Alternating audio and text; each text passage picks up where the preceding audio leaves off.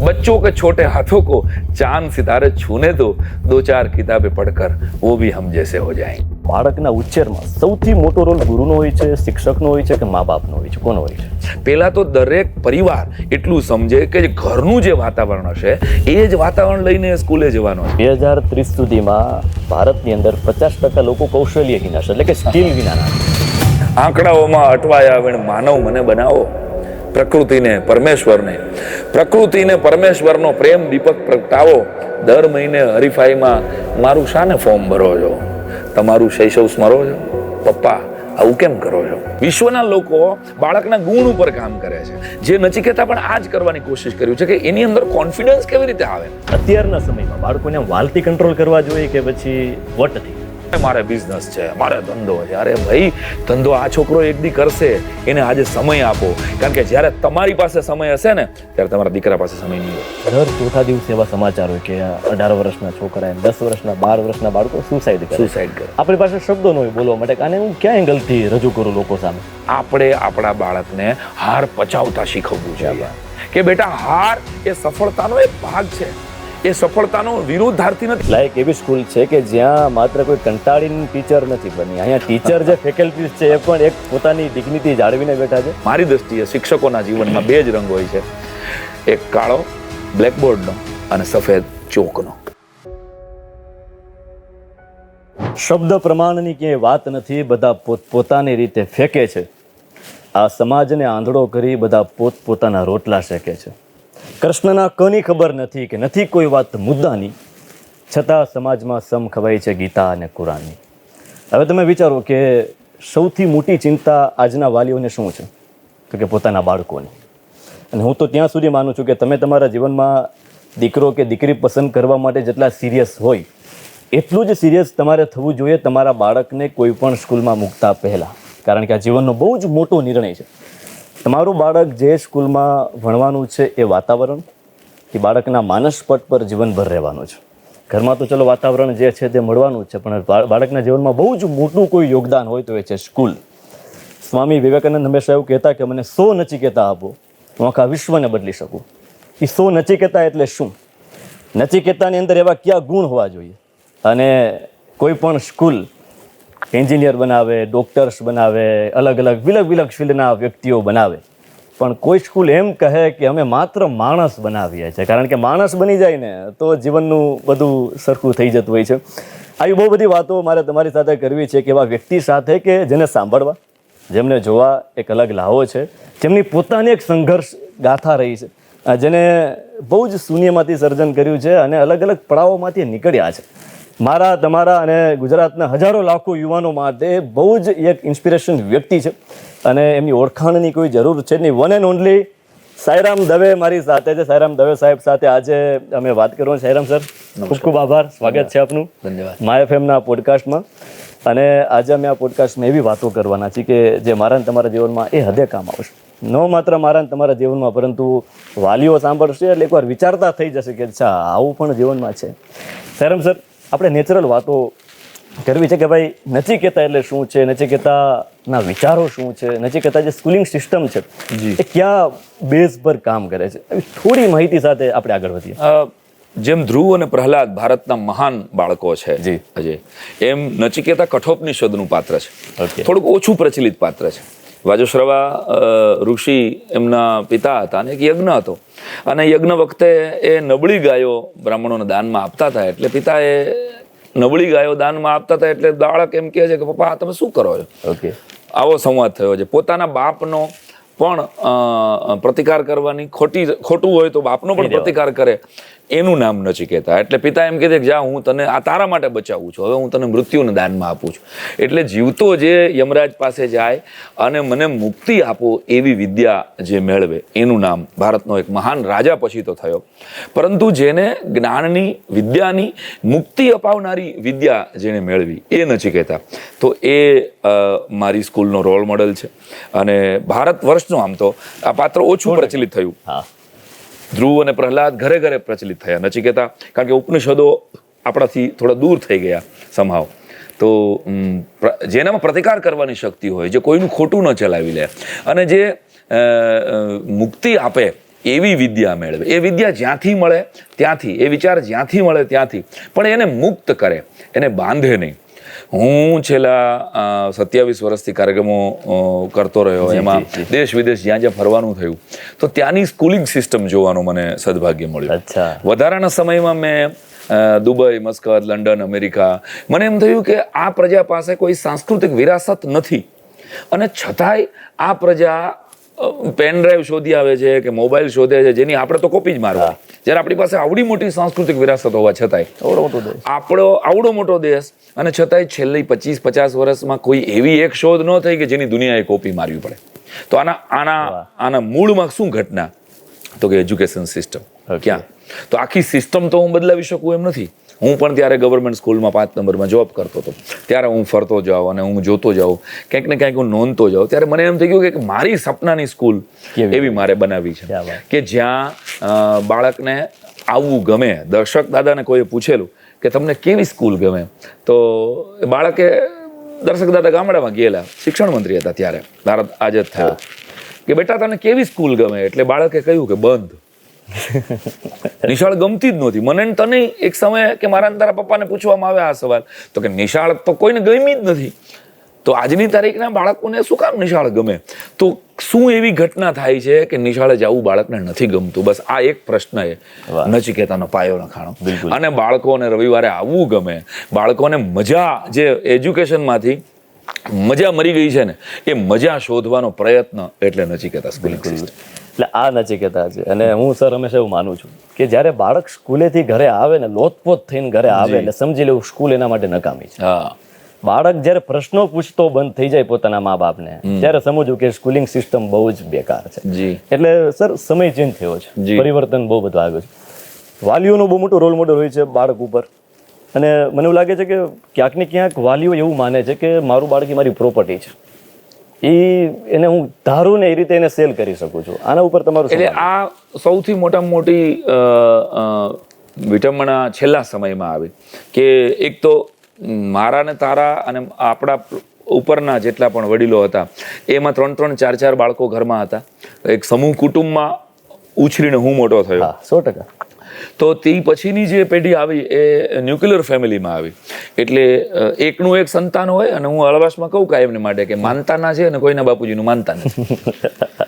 હવે એકનું એક સંતાન થયું એટલે મમ્મી પપ્પા ક્યાંક 2 પ્રકારના પેરેન્ટ્સ મેં આટલા વર્ષોના અનુભવ પછી, એક OCD parents, over caring parents, અને એક એકદમ કે એટલું બધું કેર કરે, અને એક જેને સેજેય પડી નથી, કે જે કંઈ નહીં બરાબર જ છે, મારું છોકરું એ નિશાળે મોકલી દીધું, ફી ભરાઈ ગઈ એટલે મારું છોકરું એ ક્લિયર થઈને સરસ થઈને આવી જ જશે. આ 2 પ્રકારના પેરેન્ટ્સની વચ્ચે સિંગલ સંતાન હોવાને લીધે મા બાપ ક્યાંક એવું માની રહ્યા છે કે મારા બાળકને એ મારી પ્રોપર્ટી છે. ખલીલ જિબ્રાનના શબ્દો આ તકે યાદ કરાવવા જોઈએ, દરેક મા બાપે યાદ રાખવા જોઈએ કે બાળક તમારા દ્વારા આ ધરતી ઉપર આવ્યું છે, પરંતુ એ સમગ્ર રાષ્ટ્રની સંપત્તિ છે. એ સમગ્ર રાષ્ટ્રને આગળ લઈ જવાનું છે. એ તમારો 1-2 પરિવારો કે 1-2 જ્ઞાતિઓની ઓળખાણ નથી. એ તો પહેલું સ્ટેપ છે. પણ જ્યારે એ મહાન થશે, જ્યારે આગળ વધશે, અને જો તમે એને તક આપશો પોતાના સપના સાથે આગળ જવાની, તો એ બાળક ભારતનું ગણાશે. જેમ APJ અબ્દુલ કલામ અત્યારે કોઈ એક કોમના કહી શકાય? ન કહી શકાય. દાખલા તરીકે CV રામન કોઈ એક કોમના કહી શકાય? તો એ કઈ જ્ઞાતિના હતા એ પણ મને તને ખબર નથી. એ ભારતનું. PT ઉષા કઈ જ્ઞાતિની હતી એનાથી કઈ મતલબ નથી, એ ભારતનું સંતાન થઈ જાય. તો એવી કેટલી PT ઉષા, એવી કેટલાય CV રામન, એવા કેટલાય APJ અબ્દુલ કલામ વર્ગખંડોમાં છે, પણ મા બાપના વધારે પડતા કેરિંગ સ્વભાવને લીધે ક્યાંક પોતાના સપનાઓ, એટલે હું કાયમ કહું કે તમારા બાળકો બહુ દોડી શકે એમ છે જો મા બાપ એના ખભા ઉપરથી ઉતરી જાય. ક્યાં વાત છે, બહુ મોટી વાત. મા બાપ એના ખભા ઉપર બેઠા છે અને નાનકડા બાળકને સોટી લગાવે છે કે દોડ, તારે દોડવાનું, તારે ડૉક્ટર થવાનું છે, તારે એન્જિનિયર થવાનું છે, તારે IPSની એક્ઝામ લેવાની છે. અરે પણ એ પોતાના સપના લઈને આવ્યું છે ભાઈ, એને એના સપનાથી તો જીવવા દો. 100%. તો આ પોડકાસ્ટ માટે આ ધરતી પર, આ જગ્યા ઉપર આપણે બેઠા છીએ. જો આ એક પોડકાસ્ટ માટે આવ્યા હોય, અહીંયા 6, 8, 10 જણાનું ટીમ બેઠી છે, એ જો એક કારણ હોય કે એક પોડકાસ્ટ આપણે માય FM નો કરવો છે, બરાબર, એ કારણ લઈને બેઠા છીએ ને આપણે અત્યારે, તો આ ધરતી ઉપર આપણે આવ્યા હશું એનું પણ કંઈક કારણ હશે જ. વાહ વાહ. એમ પ્રત્યેક બાળક પોતાનું એક નિશ્ચિત કારણ લઈને આવે છે, એનો સ્વભાવ લઈને આવે છે, એની મર્યાદાઓ લઈને આવે છે. આપણે બાળકને પ્રોડક્ટ માનતા રહેશું ને જ્યાં સુધી, સ્કૂલ કોઈ મોલ નથી અને બાળક કોઈ પ્રોડક્ટ નથી, જ્યાં સુધી આ માન્યતામાંથી પેરેન્ટ્સ નીકળશે નહીં ત્યાં સુધી એ બાળકને સમજી નહીં શકે. વાહ, એટલા માટે જ કહેવાય છે કે જે તુજથી નો થાય એ જ પ્રભુ પાસે કરાવ. જી, જે તુજથી નો થાય એ જ પ્રભુ પાસે કરાવ, કે પાણીયારું નહીં ભરે એ વર્ષે નદી તળાવ. હા, એટલે તમે વિચારો કે તમારું બાળક કેવી રીતે ઉછેર થાય છે ને બહુ મોટી વસ્તુ છે. સર, મારે એ જાણવું છે કે જેમ એક બીજ હોય એને માળી બીજમાં વટવૃક્ષ જોતો હોય, જી, એને ખબર હોય કે આ થશે કે નહીં થાય. તમારા મતે સાંઈરામ દવે સાહેબને હું પૂછું કે બાળકના ઉછેરમાં સૌથી મોટો રોલ ગુરુનો હોય છે, શિક્ષકનો હોય છે કે મા બાપનો હોય છે, કોનો હોય છે? મારી દ્રષ્ટિએ ઘર એની પહેલી સ્કૂલ છે. અજય, ઘરની અંદર સ્કૂલે તું સ્કૂલિંગ સિસ્ટમ વખતે તારી સ્કૂલ યાદ કરતો તું કેટલી કલાક સ્કૂલે ગયો હોઈશ? 6 કલાક, 5.5 થી 6 કલાક. તો 18 કલાક એ ઘરે રહે છે. ઓકે. તો એનું વાતાવરણ એને ઘરથી વધારે મળવાનું છે. એટલે મા બાપ એની પહેલી સ્કૂલ છે, પરિવાર એની પહેલી સ્કૂલ છે. પછી બીજા નંબરે બાળક પાસે તો સ્કૂલે મોકલે છે જ્યારે, ત્યારે તો એને વિષયો ભણાવવા માટે આપણે ભૂલ્યા કરી નાખી છે કે બધું જ સ્કૂલે કરવાનું છે, આવું મા બાપે પકડી લીધું. એટલે ઘરે મમ્મી પપ્પા ટીચર થઈ ગયા. કેટલાક મમ્મી પપ્પા જ રહેવાનું છે ભાઈ, એને શિક્ષક નથી થઈ જવાનું. એટલે હું કાયમ કહું કે તમે તમારા બાળકના વોચમેન બનો, જજ કે પોલીસ નહીં બનો. જો તમે એના વોચ એ શું કરે છે એ જોયા કરો. કારણ કે મેડમ મોન્ટેસરી જેને અમે ફોલો કરીએ છીએ નચિકેતામાં, એમ કહેતા એની 1.5 લીટીની પ્રાર્થના છે, એ પ્રાર્થના દરેક મા બાપે યાદ રાખવા જેવી છે કે ઈશ્વર મને મારા બાળકોને સમજવાની શક્તિ દે. વાહ વાહ, કેવડી મોટી વાત. બાળકને સમજવાની, આપણે તો શું કરી રહ્યા છીએ કે બાળકને સમજાવી રહ્યા છીએ, આ નથી કરવાનું, પેલું નથી કરવાનું, અરે પણ એની અંદર બાળકને સમજવાનું જ રહી જાય છે. ક્યાંક મિસિંગ એ છે. એટલે પહેલા તો દરેક પરિવાર એટલું સમજે કે જે ઘરનું જે વાતાવરણ હશે એ જ વાતાવરણ લઈને સ્કૂલે જવાનો છે. સ્કૂલના એના મિત્રો એને 5 કલાકમાં પણ ભણતા રિસેસની દરમિયાન કે ગ્રાઉન્ડ દરમિયાન જે મળશે એની અડધી કલાક પણ નહીં મળે. તો એના મમ્મી પપ્પા સાથેનું બોન્ડિંગ જે ઘરમાંથી એ મા બાપ, બાળક ગીજુભાઈ એમ કહેતા કે તમારું બાળક તમારું નથી માનતું તો એની જરાય ચિંતા નહીં કરો. અચ્છા, એની ચિંતા નહીં કરો. અત્યારે મમ્મી પપ્પાને બહુ ચિંતા છે, મારું છોકરું મારું માનતું નથી, મોબાઈલ કહો તો મૂકતું નથી, ટીવી કહો તો મૂકતું નથી. ગીજુભાઈ એમ કહેતા કે તમારું બાળક તમારું સહેજ પણ નથી માનતું, એની ચિંતા નહીં કરો, પણ ચિંતા કરજો એ તમને જોઈ રહ્યું છે. અને તમે 135 તો માવો ખાતા એમ કહી દો કે બેટા જિંદગીમાં કોઈ દી વ્યસન ન કરાય, છોકરો ખબર પડે છે કે તમે ફાંકી ખાઓ છો. તમે તમારા બાળકને એમ કહો છો કાકાને કહી દેતો હું ઘરે નથી, ચાલુ થયું ખોટું. અને પછી તમે એમ કહો કે ગાંધીજીએ સત્ય ઉપર પ્રયોગો કર્યા છે, બેટા સત્ય બોલવું જોઈએ, શું કામ બોલે? તમારું બાળક તમને જોઈ રહ્યું છે. મા બાપ ક્યાંક આ ભૂલી રહ્યા છે કે આને નાનો છે, આને તો શું ખબર પડે. આ વેમમાંથી જ્યારે મા બાપ બહાર નીકળશે ને ત્યારે એ બાળકને સમજશે. અને એમાં કોરોના પછી હું ગેરંટી સાથે કહી શકું કે વર્ગખંડમાં બાળકો છે જ નહીં, વર્ગખંડમાં નાની ઉંમરના યુવાનો છે. આ જેટલા મા બાપે સમજવું હોય એટલે એલર્ટ થવાની જરૂર છે. બાળકેળવણી માટે આપણે સજાગ જ નથી. કારણ કે મારું આ વાક્ય છે, બહુ દર્દ સાથે મારે કહેવું પડે કે બાળકો કોઈની વોટ બેંક છે જ નહીં. બાળકો માટે કોઈ વિચારતું જ નથી. બહુ સાચી વાત. તો તમે વિચાર કરી શકો કે જે વ્યક્તિના વિચાર એટલા ધારદાર હોય તો એનું વિઝન કેવડું મોટું હશે. પોતાની સ્કૂલ હોય ને માત્ર ને માત્ર એવો મોટો કે આ સ્કૂલમાંથી કોઈ બાળક બહાર નીકળે તો એ માણસ થઈને બહાર નીકળે, એવા વિચારો લઈને બહાર નીકળે કે જે દુનિયાના કોઈ છેડે પાછો ન પડે, કે ડિમોરલ તો ક્યારેય થાય જ નહીં. રામભાઈ, મને બીજો પ્રશ્ન એ થાય કે મા બાપની અપેક્ષા એટલી બધી વધી ગઈ છે કે આમ બહુ જ અપેક્ષાવાદી મા બાપ થઈ ગયા છે. હવે ઘણા મા બાપ એવું માને છે કે જે સ્કૂલ સૌથી વધારે હોમવર્ક આપે એ જ સ્કૂલ સારી. હવે તમારું શું કેવું? આ હોમવર્ક સાયકોલોજીકલ ને શિક્ષણના છેલ્લા સર્વે પ્રમાણે કહું તો જેટલી ઉંમર છે એની બાળકની અથવા તો જેટલું ધોરણ છે એને ગુણ્યા 10 મિનિટ એનું હોમવર્ક થવું જોઈએ. અચ્છા, આ એક સાયકોલોજીકલ સર્વે છે કે એ ઘરે જાય તો એ પહેલા ધોરણમાં હોય ધારો કે તો એને 10 મિનિટનું હોમવર્ક મળવું જોઈએ, બીજા ધોરણમાં હોય તો એને 20 મિનિટનું હોમવર્ક મળવું જોઈએ. આનાથી વધારે હોવું જ નથી. આટલી વધારે જે હોમવર્ક આવે છે એ તો તમે એની પાસેથી મજૂરી કરાવો છો. બાળકને ક્યાંક સ્કૂલે જવું ગમતું નથી, ટીચર ગમતા નથી કે સ્કૂલ નથી ગમતી. એની પાછળના મૂળમાં કારણ છે કે અચ્છા એ હોમવર્ક ચેક કરવાનો તો સમય નથી રહેતો પાછો. 40 જણાના હોમવર્ક ટીચર પહેલા પીરિયડમાં ચેક કરે એટલે 40 મિનિટ થાય. ખાલી ટીચર આટલું જ કરવાનું હોય છે. તો તમે જેનું ફોલોઅપ નથી લઈ શકતા એવું કામ તો નહીં આપો. મને કોઈ એમ પૂછે કે સાંઈરામભાઈ તમારે 500 ગીત ગાવાના છે, પોસિબલ જ નથી એક રાતમાં 500 ગીત ગાવા. નથી પોસિબલ. મને એમ કે તમે 500 ગીત તૈયાર કરાવી આવજો. અરે ભાઈ મને ખબર જ છે કે 10 ગીતમાં રાત પડી જવાની છે. તો એઝ એ આર્ટિસ્ટ મને કોઈ 500 ગીત તૈયાર કરવાનું કે તો હું નહીં કરું, કારણ કે મને ખબર છે કે 10 જ ગીત મારે એક પ્રોગ્રામને હિટ કરવા માટે જરૂરી છે. તો આપણે આ લેવલે એ સમજી શકીએ છીએ. તો બાળકને પણ ખબર પડે છે કે આ વધારાનું ક્યાંક પનિશમેન્ટના ભાગરૂપે હોમવર્કનો ઉપયોગ થાય. હોમવર્ક એક સજા થઈ ગઈ છે ક્યાંક ને ક્યાંક બાળકોને ગોદરેશન. તો મારી દ્રષ્ટિએ અમે સ્કૂલમાં થોડાક ઇમોશનલ પનિશમેન્ટ તૈયાર કર્યા છે કે એ પણ થઈ શકે છે. બાળકને ધારો કે ઇઝરાયલની તમે જુઓ એજ્યુકેશન સિસ્ટમ, તો ઇઝરાયલમાં વરસાદમાં અડધી કલાક ઊભા રહેવાનું લેસન આપવામાં આવે છે. આવું લેસન હોય છે કે તડકામાં તમારો છોકરો ઊભો રહી શકે અડધી કલાક. તો એટલે સ્ટ્રોંગ છે પ્રજા. ક્યાં વાત. આખા વર્લ્ડમાં ધબધબાટી બોલે છે અત્યારે. અહીંયા તો એટલે અહીં તો જરાક અમતું એમ થાય કે અમારા છોકરાઓને તમે સફાઈ શું કામ કરાવી. જાપાનના બાળકો પેલા આખી સ્કૂલ સાફ કરે છે અને પછી સ્કૂલની 1 કલાક સુધી ટીચર્સ અને બાળકો આખી સ્કૂલ પેલા સાફ કરે છે, ચોખ્ખી પોતે કરે છે, પછી ભણવા બેસે છે. તમે ફિનલેન્ડ દુનિયામાં નંબર 1 એજ્યુકેશન જેનું કહેવાય છે, જ્યાં એજ્યુકેશન ટુરિઝમ છે, ત્યાં બીજા ધોરણના બાળકને ફિનલેન્ડના 2 વડીલો અહીંયા આવેલા પણ ખરા, ટીચર્સ અહીંયા આવેલા, એને આ વાત કરેલી મને કે બીજા ધોરણના બાળકને કાચની પ્લેટ આપવામાં આવે. મેં કીધું સાહેબ બીજા ધોરણનું છોકરું કાચની પ્લેટ, મને કે એના હાથમાં કાચ આપશો તો જ એને ખબર પડશે કે સાચવવાનું છે. જે વાત. તો એના ગુણ ઉપર આખી દુનિયા કામ કરે છે. એકમાત્ર ભારત અને ગુજરાત કદાચ એવું છે કે જે એની માર્કશીટ ઉપર કામ કરે છે. વાહ વાહ. વિશ્વના લોકો બાળકના ગુણ ઉપર કામ કરે છે. જે નચિકેતા પણ આ જ કરવાની કોશિશ કર્યું છે કે એની અંદર કોન્ફિડન્સ કેવી રીતે આવે. કેટલી વખત હું તમને આ ચોપડી એમ કહી દઉં કે 150 વખત એકનો એક પાડો લઈ આવો, તમારો કોન્ફિડન્સ નહીં આવે. 100%. તમારો કોન્ફિડન્સ કેવી રીતે ડેવલપ થશે તો કે એક વખત તમને મંચ ઉપર ઊભો રાખીને માઇક સામે બોલતા શીખવાડું, લોકોની સામે એક જ વખત બોલતા શીખશે તો એનો કોન્ફિડન્સ આવશે. નચિકેતામાં હું કોન્ફિડન્સની ખેતી કરું છું.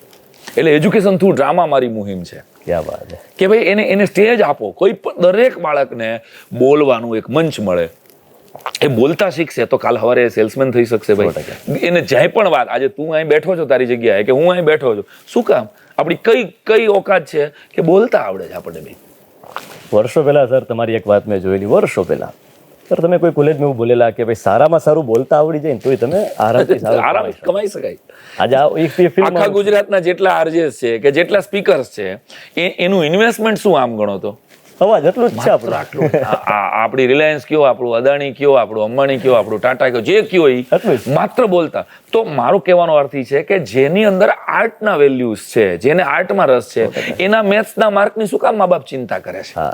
જેને સારો સ્પોર્ટ્સમેન બનવું છે, એને સાયન્સમાં કદાચ 100 માંથી 90 માર્ક નથી આવતા તો શું કામ મા બાપ ચિંતા કરે? બધાને એક જ ફ્લોમાં લઈ જવું એ ગાડરિયા પ્રવાહનું કામ છે. સર તમને શું લાગે છે કે સ્કૂલને આપણે મંદિર માની છીએ, બહુ પવિત્ર જગ્યા માની છીએ. તમે થોડી વાર પહેલા જે વાત કરી કે ભાઈ હું જ્યારે ભણતો ત્યારે અમે તો સ્કૂલ સાફ કરતા, કચરો નાખવા જતા, એ બધું અમને ગમતું. અત્યારે એવું કરી છે તો વિડીયો વાયરલ થઈ જાય છે કે બાળકો પાસે કામ તરત જ. એટલે જાણે બાળકો પાસે કામ આપણે છે ને આપણી સ્કૂલ છે ન કરવાનું. ઓવર પેમ્પરિંગ કરતા થઈ ગયા આપણે બાળકને. અને એમાં ફરી વાર કહું છું કે ન્યુક્લિયર ફેમિલી આવી ગયું અને અગેન કે મા બાપની જ માનસિકતા એવી થઈ ગઈ કે સ્કૂલમાં અમે પૈસા આપ્યા છે તો ભણાવવા માટે જ આપ્યા છે. પણ એ ભૂલાઈ જાય છે કે અહીં સ્વચ્છતા પણ ભણવાની છે. એ ભૂલાઈ જાય છે કે અહીંયા બાળકોની અંદર રહેલા અલગ અલગ ગુણનો વિકાસ થાય. એ જીવનના ભણતરનો ભાગ છે. મને કોઈ પૂછેલું કે કેળવણી એટલે શું, એટલે મેં એને જવાબ આપેલો કે બધું જ ભૂલાઈ જાય પછી જે યાદ રહે ને એનું નામ કેળવણી. ક્યાં વાત. બધું જ ભૂલાઈ જાય.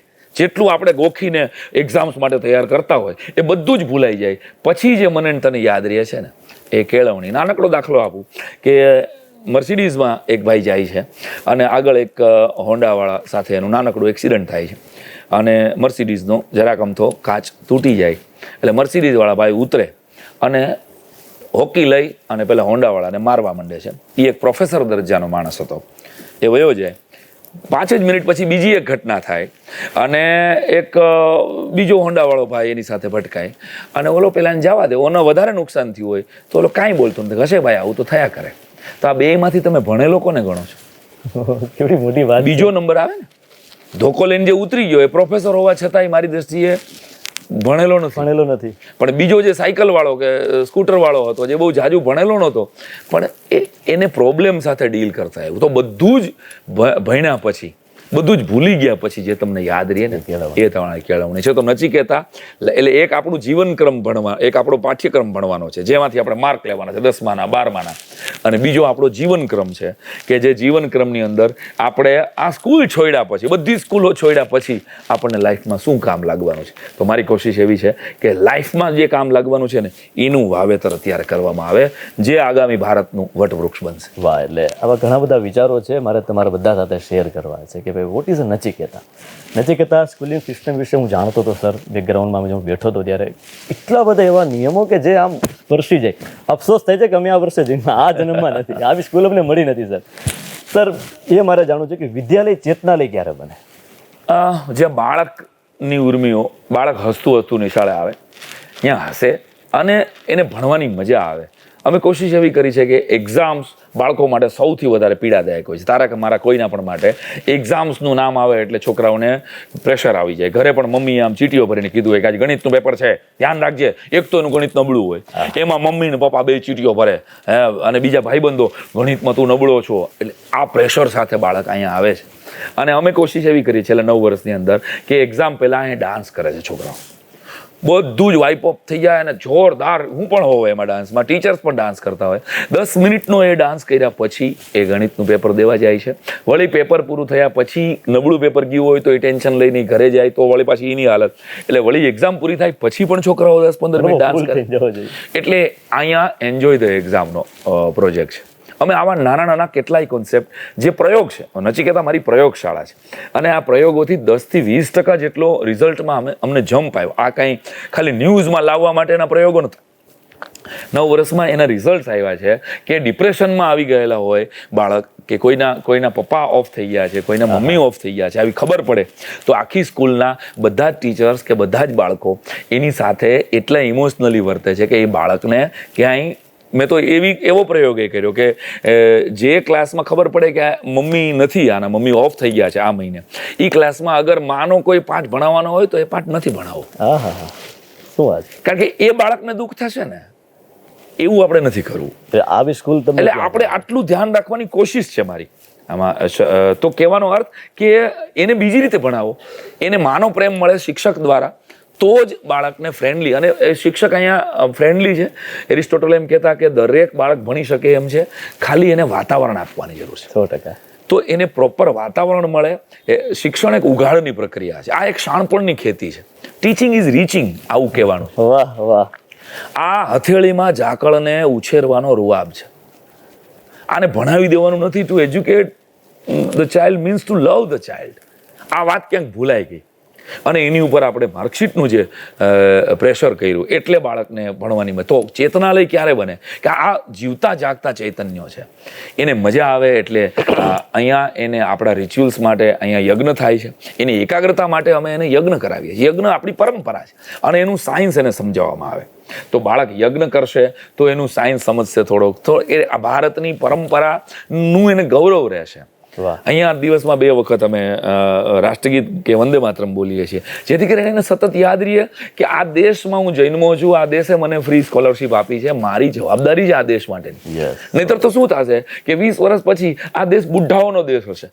અહીંયા કોઈ યંગસ્ટર હશે જ નહીં. જેમ અત્યારે 33 કરોડ યુવાનો છે, એમ 20 વર્ષ 25 વર્ષ પછી આ માત્ર સિનિયર સિટીઝનોનો દેશ હશે. બધા જ યંગસ્ટર્સ, બધા જ સારા ભેજાઓ ફોરેન સેટલ થઈ ગયા છે. તો મારી કલ્પના છે, મારું સપનું છે કે મારા નચિકેતાઓ એ જે પોતાના બ્રેઇનનો, પોતાની શક્તિનો, પોતાના સપનાઓનો આવનારા ભારત માટે ઉપયોગ કરે. આ જ વાત ઉપર મને એક વાત યાદ આવે કે એક એવો રિપોર્ટ છે કે 2030 સુધીમાં ભારતની અંદર 50% લોકો કૌશલ્યહીન હશે, એટલે કે સ્કિલ વિનાના હશે. કારણ કે સ્કિલ અત્યારે હોવી બહુ જરૂરી છે. 21st century currency is knowledge. તમે શું માનો છો કે સ્કિલ જીવનમાં કેટલું ઇમ્પોર્ટન્ટ? આદરણીય વડાપ્રધાન પણ આ દિશામાં કામ કરી રહ્યા છે. એને પણ કહ્યું કે સ્કિલ બેઝ આપણે વર્ક કરવું જોઈએ. કસુમીનો રંગ ગીત તે સાંભળ્યું Yes, yes. હશે. આઝાદી વખતે કસુમીનો રંગ દેશને આઝાદ કરવાનો હતો. આઝાદ ભારત થયું પછી કસુમીનો રંગ દેશને ડેવલપ કરવાનો હતો. 2025માં કસુમીનો રંગ શું? તો કે નવા સ્ટાર્ટઅપ શોધવાનો. એંગલ ચેન્જ થઈ આ એંગલ ચેન્જ કરવાની જરૂર છે કે હવે આપણે ફેસબુક ઉપર કે ઇન્સ્ટાગ્રામ ઉપર બેસીને ગામની જીબી ઓછી કરશું એનાથી દેશને કશો ફાયદો નથી થવાનો. બહુ સાચી વાત. આપણે કોઈને લાઈક કરશું કે કોઈને ડિસલાઈક કરશું આનાથી દેશને મારી કારકિર્દીને ફાયદો ક્યારે થાય? જ્યારે હું કોઈ એવું સ્ટાર્ટઅપ વિચારું. તો જેટલા યંગસ્ટર્સ મારી વાત સાંભળે છે એ બધાને મારી કરબદ્ધ પ્રાર્થના છે કે તમારે દેશને આગળ લઈ જવો છે તો તમારી અંદર પડેલી સ્કિલને એક્સપ્લોર તો કરો. 50% અત્યારે તમે જે ફી તમારી પાસે જે ગ્રેજ્યુએશન કોઈ કરી નાખ્યું છે, કોઈ એન્જિનિયરિંગ કરીને બેઠા છે, તો એ તો કોઈ એમ કીધું છે કે એ તો તમે ભરેલી ફીની રસીદો છે. માર્કેટમાં તમે જાશો ત્યારે જ તમને ખબર પડશે કે તમને ખરેખર કેટલું આવડે. યુનેસ્કોના એક રિપોર્ટ પ્રમાણે તો 45% ગ્રેજ્યુએટ નોકરીને લાયક નથી. અહીંયા મારી સ્કૂલમાં પણ એવી એટલી મોટી ડિગ્રી વાળા શિક્ષક બનવા આવે છે ત્યારે એવો સરપ્રાઈઝ કે તું શું કામ કે સાહેબ ક્યાંય જોબ જ નથી. એવો સરપ્રાઈઝ કે આના માટે જોબ નથી. મારે એના નામ નથી લેવા કોઈના, પણ એવડી મોટી ડિગ્રીઓના માણસોને ક્યાંય જોબ નથી એટલે એને ટીચર થવું છે. તો ફરી વાર કહું છું કે ટીચર સેકન્ડરી જોબ થઈ ગઈ ને ક્યાંક એમાં પણ શિક્ષણને નુકસાન થયું. બહુ મોટી વાત કે ક્યાંય હવે નથી મળતું, મેડિકલમાં નથી મળતું, એન્જિનિયરિંગમાં નથી મળતું, હાલને શિક્ષક થઈ જાય. આ એક્સિડન્ટલ ટીચર છે દાટ વાળી દીધો ગુજરાત. લાઈક એવી સ્કૂલ છે કે જ્યાં માત્ર કોઈ કંટાળીને ટીચર નથી બની. અહીંયા ટીચર જે ફેકલ્ટીઝ છે એ પણ એક પોતાની ડિગ્નિટી જાળવીને બેઠા છે. એ પણ એક લેવલ ઉપર જ છે. એ જ લોકો તમારા બાળકોને સ્ટડી કરાવે છે. વારંવાર એટલા માટે હું કહું છું કે નચિકેતા સ્કૂલિંગ સિસ્ટમ જે કામ કરે છે, મેં જ્યારે જાણી ત્યારે હું પણ આમ થોડી વાર વિચારતો પડી ગયો કે ચાલો આવી સ્કૂલો પણ હોય છે. ત્યારે ભાઈ બીજું મારે તમારી પાસેથી જાણવું છે કે સ્કિલ ઉપર આપણે વાત કરી. નચિકેતા સ્કિલ ઉપર કેટલું ભારણ આપે છે કે ભાઈ કોઈ પણ બાળકની અંદર સ્કિલ હોવી જોઈએ, ન માત્ર સરકારી નોકરી માટે જ ઘણા લોકો તૈયારી કરતા હોય છે. તમે એમાં શું માનો છો? એજ્યુકેશન થ્રુ ડ્રામા એ મારી મુહિમ છે કે એની અંદર સ્કિલ આપણને, તને ખબર છે કે અત્યારે જે કામ એક ગ્રંથ ન કરી શકે એ કામ એક મૂવી કરી શકે. ગાંધીજી વિશે નહોતો જાણતો એ મુન્નાભાઈ MBBS જાણીને એ સમજી શક્યો કે ગાંધીજીની લાઈફ શું છે. શિવાજીને ન જાણતો હોય એ છાવા મૂવી જોઈને જોઈ શક્યો કે શિવાજીના દીકરા આટલા તાકાતવાળા હતા તો શિવાજી કેવા તાકાતવાળા. તો બોલિવૂડ અત્યારે એક કામ કરી રહ્યું છે શિક્ષણનું. આમ ગણો તો કેટલીક મૂવી દ્વારા, બધી મૂવીમાં હું સહમત નથી, પણ તો થિયેટર અને બોલિવૂડ એક અત્યારે રસ્તો થઈ ગયો કે તમારામાં કોન્ફિડન્સ કેટલો છે. સ્કિલ એટલે શું? સ્કિલ એટલે કોઈ એક્સ્ટ્રા ટૂલ નથી, ક્યાંયથી આ કોઈ પેઇન્ટિંગ નથી કે લગાડી દો, કે કોઈ સ્ક્રૂ નથી કે તમારી અંદર લગાડી દો. તમને તમારી વક્તૃત્વ સ્પર્ધાને ખીલવે, તમારા કોન્ફિડન્સને ખીલવે, તમારી વાત કરવાની, તમારી માણસોને ઓળખવાની ક્ષમતાને ખીલવે. અચ્છા, બીજી સ્કિલ અમે જે પ્રયત્ન કરીએ છીએ, અમે એક સ્કિલ વીક ઉજવીએ છીએ. એક્ઝામ્સ પૂરી થઈ જાય પછી સ્કિલ વીક ઉજવીએ. એમાં અમે નાની સ્કિલ ઉપર દરેક ધોરણની લગભગ ઓછામાં ઓછી નહીં 800 જેટલી સ્કિલ ઉપર અમે વર્ક કરીએ છીએ. કે નાના ધોરણના બાળકો છે તો એને શર્ટ સંકેલતા અને બટન ટાકતા આવડવું જોઈએ. આવું અમે કરાવીએ છીએ અને એનો વાલીઓને ક્યાંય વિરોધ પણ નથી. હું પણ વોશરૂમ અહીં સાફ કરું છું અને મારી સાથે મારા બાળકો પણ કરતા હોય છે. એ એક દિવસ માટે કરીએ કે ભાઈ એ સ્કિલ કરવાની છે. મોટી દીકરીઓ છે તો એને રોટલી કરતા આવડવી જોઈએ, એને શાકભાજી માર્કેટમાં લઈ અને શાક સારું ગોતતા આવડવું જોઈએ. આ નાની સ્કિલ છે. ઘરમાં ફ્યુઝ ઉડી ગયો છે તો ફ્યુઝ રિપેર કરતા આવડવો જોઈએ. ઘરમાં આગ લાગી તો શું કરવું, મેડિકલ ઇમરજન્સી આવી તો શું કરવું. આ નાની સ્કિલ છે જે બાળકને જરૂરી છે. બાળકનો કોન્ફિડન્સ, એને બેડ ટચ ગુડ ટચ ની ખબર પડે, આ એની સ્કિલ છે. અત્યારના જમાના પ્રમાણે હવે એની સ્કિલ છે કે એને ખબર પડી જવી જોઈએ કે આ માણસ ખોટો છે, આનાથી મારે ચેતવાનું છે. તો આવી નાની સ્કિલ ઉપર નચિકેતા એક સ્કિલ વીક ઉજવે દર વર્ષે અને છોકરાઓ સ્કિલ વીકની રાહ જોઈને બેઠા હોય કે એક્ઝામ પૂરી થશે ને કાં તો આપણી સત્ર શરૂ થશે એટલે એક સ્કિલ વીક આવશે. તો આ નાની સ્કિલને લીધે જ એને મહાન, કોઈ માણસ, શિવ ખેરાએ એક વાક્ય બહુ સરસ કહેલું કે મહાન માણસો કશું જુદું કામ નથી કરતા, કામને જુદી રીતે કરે છે. યસ, ક્યા વાત. એમ આ સ્કૂલમાંથી મને ખબર છે કે સીધો કોઈ માણસ મહાન નથી બની જવાનો. હજી તો એ ભણે છે, પણ 20 વર્ષ પછી જ્યારે એ પોતાની સ્કૂલિંગ સિસ્ટમને યાદ કરશે ત્યારે એને આ નાની સ્કિલ ઉપર થયેલો ભરોસો એને મહાન બનાવશે. આ મારો ભરોસો. એટલે ઘણી વાર આપણે એવું કહેતા હોય ને કે ભાઈ સ્કૂલમાં જે ભણાવે છે જીવનમાં ક્યાંય કામ નથી આવતું, પણ આ વાત એ ખોટી પડે છે. નચિકેતા સ્કૂલમાં જે ભણાવવાને જે ગણાવવામાં આવે છે એ જીવનના હરેક તબક્કામાં તમને કામ આવે, ચાહે ઇમોશનલી હોય, ચાહે કોઈ પણ તમે ક્ષેત્રમાં હોય, ત્યારે તમારા ટીચરે તમને કીધેલું અથવા તો એ સ્કૂલનું જે વાતાવરણ છે વારંવાર તમારા જીવનમાં કામ આવે. સાયરામભાઈને હું પૂછું કે કોઈ પણ સ્કૂલનો ફર્સ્ટ લેક્ચર અને લાસ્ટ લેક્ચર કેવો હોવો જોઈએ? મેં પ્રેપની અંદર એ પ્રયોગ કર્યો છે અહીંયા. બધી સ્કૂલમાં તો મારું ચાલે નહીં, પણ નાના બાળકોને એટલીસ્ટ, એટલે પ્રી પ્રાઇમરીના બાળકોને તો પહેલાં અહીંયા ભણવા કરતાં રમવા દેવું જોઈએ. 30 મિનિટ મારા છોકરાઓ પહેલાં આવે એટલે એ ઘરેથી દોડ મૂકીને આવે છે કે ભાઈ અહીં પહેલાં અમારે હિંચકો વયો જશે, મારે પહેલાં રમવાનું છે. કારણ કે એને ઘરેથી તો ચીટીઓ ભરીને એને વહેલું જાગવું પડ્યું હોય, એ જ પ્રશ્ન હોય. તો પહેલો લેક્ચર હંમેશા સ્પોર્ટ્સનો હોવો જોઈએ, કાં તો ભાષાનો હોવો જોઈએ. ગ્રેજ્યુઅલી એને ધીમે ધીમે અઘરા વિષયો તરફ, સરળતાથી કઠિનતા તરફ જવું, એ જ શિક્ષણનો. મોટા ધોરણોમાં પહેલાં ગણિતના લેક્ચર્સ હોય, મેથ્સના કે સાયન્સના લેક્ચર્સ હોય, સમજી શકાય. પરંતુ નાના ધોરણને પહેલાં મજા કરાવતા ગીત સંગીત સાથે, વાર્તા સાથે, રમત સાથે જોડી અને જો ભણાવવામાં આવે તો મારી દૃષ્ટિએ સારું રહેશે. અને છેલ્લા લેક્ચરમાં બાળકને આ બીજા દિવસે અમે અહીંયા વાર્તાઓ કરીએ. અમારા શિક્ષકોએ વાર્તા બહુ સિરિયસલી લીધી છે. તો નાના બાળકોમાં પ્રેપમાં અને ફર્સ્ટ ટુ 4માં અમે એવી કોશિશ કરીએ કે ટીચર સ્કૂલ છૂટતી હોય ને ત્યારે કોઈ એવી વાર્તા મૂકે અને એને બરાબર 12:15 વાગે એવી જગ્યાએ હેંગ આઉટ કરે કે હવે બીજા દિવસે આ વાર્તા કરશું. એટલે છોકરો બીજા દિવસે આવીને શરૂઆતમાં સર પહેલા ટીચર પહેલા ઓલી વાર્તા કરો, સિરિયલમાં આવે ને વેબ સિરીઝની જેમ અમે કોશિશ કરીએ છીએ. એટલે અમારી પોતાની વાર્તાની બુક છે અને અમે વાર્તાઓ ઉપર ઘણું બધું કામ કરી રહ્યા છીએ. કોઈ પણ બાળક હોય સાયરામભાઈ કે એની કલ્પના શક્તિની દુનિયા અલગ હોય, ખાસ કરીને નાનું બાળક હોય તો એની કલ્પના શક્તિ જેટલી સ્ટ્રોંગ એટલું બાળક વધારે પોતાની અંદર ઉતારી શકે.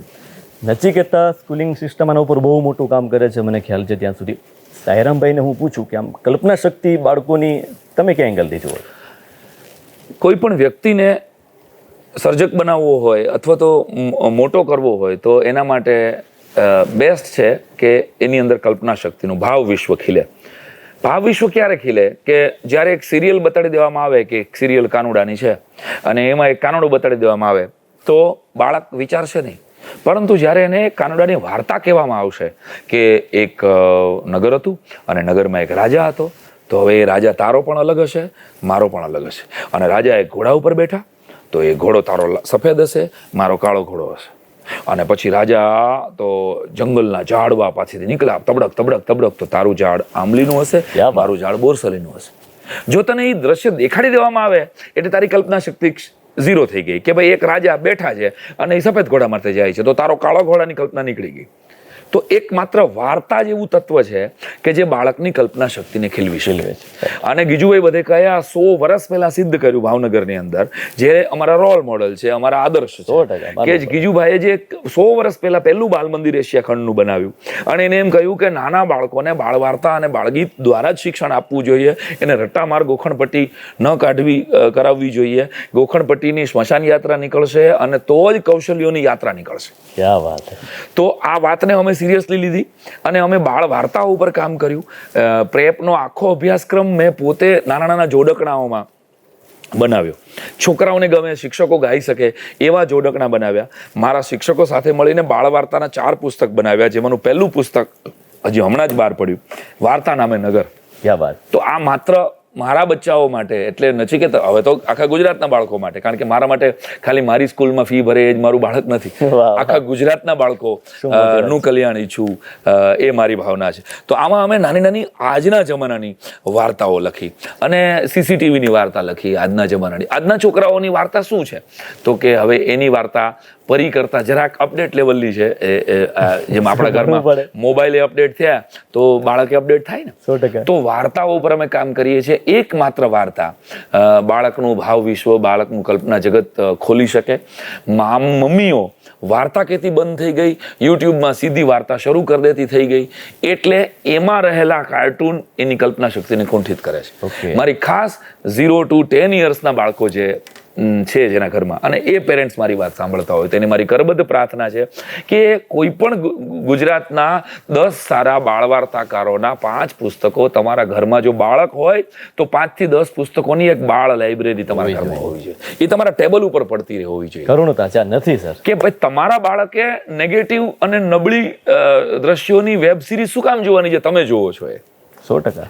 એના માટે તો જુદું કાંઈ કદાચ ક્યાંયથી મળતું નથી. કદાચ કાર્ટૂન સિવાય બાળકો માટેનું ક્યાંય એન્ટરટેનમેન્ટ નથી. તો માં જેટલી મમ્મીઓ છે, શિક્ષિત મમ્મીઓ છે, એ બધાને મારી પ્રાર્થના છે કે એક નાનકડી વાર્તા 5 મિનિટની વાંચે અને એ વાંચીને રાત્રે એના બાળકને મૌલિક રીતે કહેશે. જો એ કહેશે ત્યારે એક શબ્દચિત્ર ઊભું થશે અને શબ્દચિત્ર ઊભું થશે તો બાળકને ઇમેજિનેશનની ટેવ પડશે અને એ ઇમેજિનેશનની ટેવ જ એને સપનાને ઘડાવશે અને એને ડેવલપ કરશે.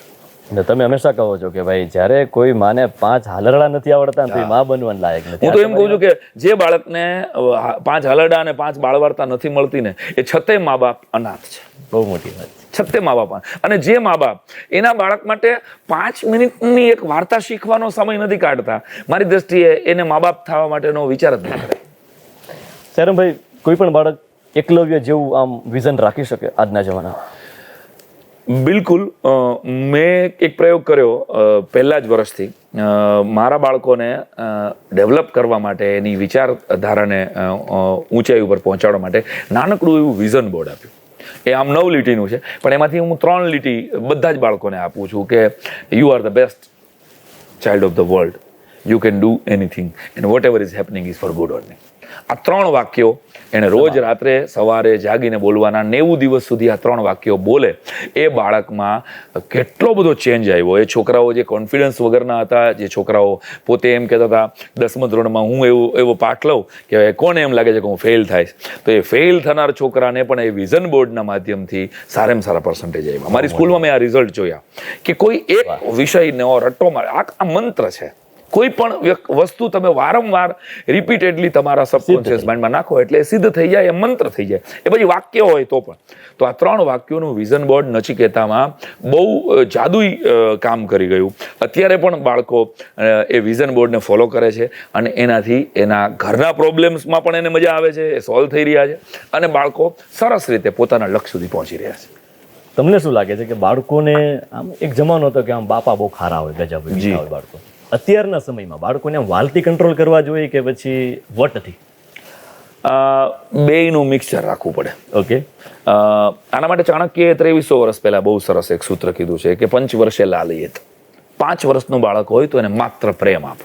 ઓકે. 10 વર્ષે તાળીએત. 10 વર્ષનું બાળક થાય તો સહેજ ખીજાવ. એની અંદર કોઈ કુટેવ આવી જાય ત્યારે સહેજ ખીજાવ. 10 વર્ષનું છોકરું છે એ હાથમાં મરચું લઈ લે છે કે હાથમાં છરી લઈ લે છે તો તમારે ખીજાવવું પડે, કે હાથમાં કાચ લઈ લે છે કે તોડી નાખે તો એને ખીજાવવું પડે કે ન થવું જોઈએ. 5 વર્ષના બાળકને માત્ર પ્રેમ જ આપો, એને તમારા હૂંફની જરૂર છે.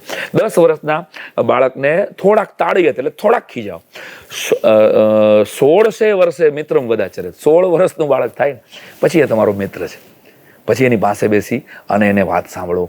હું પર્સનલ વાત કહું છું માય એફએમના માધ્યમથી કે હું મારા 2 દીકરા, મારો એક દીકરો 22 વર્ષનો છે, બીજો 12મા ધોરણમાં છે. આજની તારીખે હું મારા બાળકોને પત્ર લખું છું અને મારા દીકરા એનો જવાબ આપે છે. શું વાત છે? કારણ કે આપણો પ્રોબ્લેમ જ એ છે કે મા દીકરી વચ્ચેનું બોન્ડિંગ બહુ પરફેક્ટ છે, બાપ દીકરા વચ્ચેનું બોન્ડિંગ ક્યાં ઘટતું જાય છે.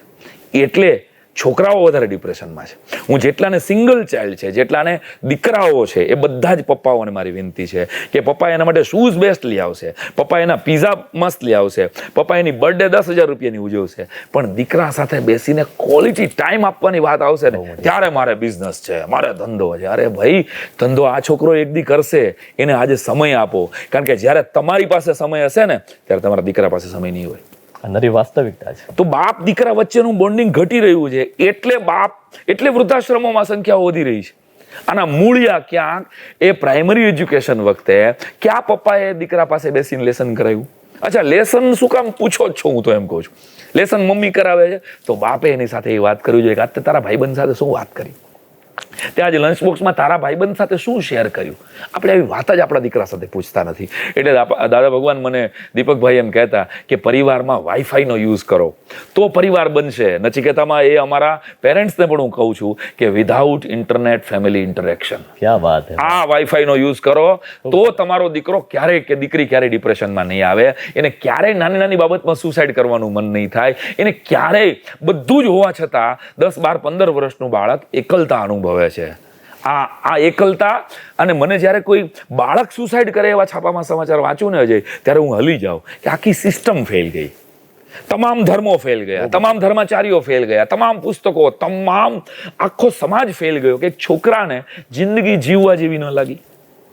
સર, રેડિયો પર હું જ્યારે ન્યૂઝપેપર ખોલીને બેઠો હોય સવારમાં, દર ચોથા દિવસે એવા સમાચાર હોય કે 18 વર્ષના છોકરા, 10 વર્ષના, 12 વર્ષના બાળકો સુસાઇડ કરે. આપણી પાસે શબ્દો ન હોય બોલવા માટે, આને હું ક્યાં એંગલથી રજૂ કરું લોકો સામે? એટલે ક્યાંક ઘટના એવી થઈ કે આપણે આપણા બાળકોને હારતા શીખવ્યું જ નહીં. મમ્મી પપ્પાએ પ્રોગ્રામિંગ જ એમ કર્યું એનું કે તારે તો જીતવાનું જ છે, તારે તો ક્લાસમાં જ્યાં કોઈ પણ હરીફાઈમાં ફોર્મ ભરશે તારે તો બેટા પહેલો જ નંબર લાવવાનો છે. અરે ભાઈ, હું ભણતો હતો ત્યારે હું બધામાં પહેલો નંબર નહોતો, કે તું ભણતો હોઈશ ત્યારે તું બધામાં પહેલો નંબર પોસિબલ? અમિતાભ બચ્ચન હોય તો એ પણ બધી સ્પર્ધામાં પહેલો નંબર ન લાવી શકે, કે વિરાટ કોહલી પણ ન લાવી શકે. આપણે આપણા બાળકને હાર પચાવતા શીખવવું જોઈએ કે બેટા હાર એ સફળતાનો એક ભાગ છે, એ સફળતાનો વિરોધાર્થી નથી. આપણને ગુજરાતીમાં શીખવામાં જે એવું છે સફળતાનો વિરોધાર્થી શું, તો કે નિષ્ફળતા. ત્યાં જ ભૂલ થઈ કે ભાઈ પહેલા નિષ્ફળતા મળે પછી સફળતા મળે, આ એનો પાર્ટ છે. આ બધા જ મા બાપે એના બાળકને શીખવવું પડે કે પ્રોબ્લેમ આવે ત્યારે તમારા ઈશ્વરને એમ નહીં કહો કે તમારા પ્રોબ્લેમ બહુ મોટા છે, તમારા પ્રોબ્લેમને એમ કહો કે તમારો ઈશ્વર બહુ મોટો. ક્યાં વાત, બહુ મોટી વાત છે. સાહેબ, સાયરામ સર, તમને હું પૂછું કે તમારા માટે આમ શિક્ષણની પ્રેરણા મૂર્તિ કોઈ નામ કેવી હોય ફર્સ્ટ નંબર પર? રોલ મોડલ તરીકે હું ગીજુભાઈ બધેકાની વાતને ફોલો કરું છું. મેડમ મોન્ટેસરીએ જે એક્ટિવિટી સાથે લર્નિંગ કર્યું એને હું વધારે જીવનમાં ઉતારું છું. મારા જીવનમાં કેળવણીની સરસ મજાની વ્યાખ્યા આપી હોય તો મારા ગુરુજી ડૉક્ટર નલિન પંડિત સાહેબ, મારી અંદર દેશભક્તિ વાવી હોય તો કનુભાઈ કરકર સાહેબ, કે જેણે મને પુસ્તકો વાંચતો કર્યો.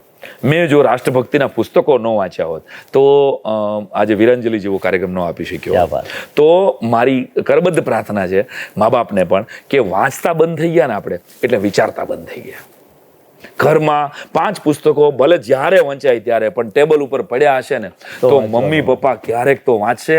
આ વાંચશે ને તો બાળક જોશે કે મારી માં વાંચે છે, મારા પપ્પા કાંઈક વાંચે છે તો મારે વાંચવું છે. એક્સ્ટ્રા એક્ટિવિટીઝમાં મા બાપ વાંચતા બંધ થઈ ગયા એટલે બાળક પણ એક્સ્ટ્રા વાંચતો બંધ થઈ ગયો. એક્ઝામ રિલેટેડ જ વાંચવાનું હોય, એક્ઝામમાં પાસ થવા માટે જ ભણવાનું હોય, નોકરી મેળવવા માટે જ ભણવાનું હોય. આ સૌથી મોટી મીથ જે પકડાઈ ગઈ. વિદેશના જેટલા પણ દેશમાં હું ગયો ફોરેનમાં, ત્યાં મેં ફોરેનની 20 વર્ષની દીકરીને ફ્લાઇટમાં કે ટેબ્લેટમાં પુસ્તકો વાંચતા જોયા છે. તો ત્યાંના યંગસ્ટર્સ એટલું વાંચે છે.